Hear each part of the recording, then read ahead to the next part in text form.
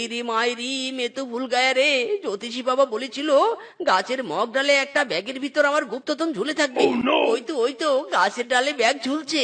উরে কি মজা রে, কি মজা। ওই ওই ওই লাপ্পা লাপ্পা লাপ্পা লাপ্পাল্লা, আরে লাপ্পাল্লা। যাক বাবা, অবশেষে গুপ্তধন পেয়ে গেলাম।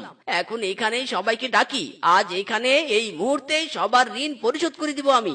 কে কোথায় আছো? যারা যারা আমার কাছ থেকে টাকা পায় তারা তারা সবাই এখানে চলে এসো। বউ, তুমিও চলে এসো, তোমার হাজবেন্ড মিসকে কলিং।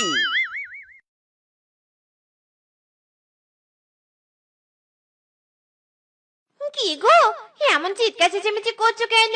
আর তুমি কি টাকা রোজগার করেছো যে সবাইকে ডেকেছো?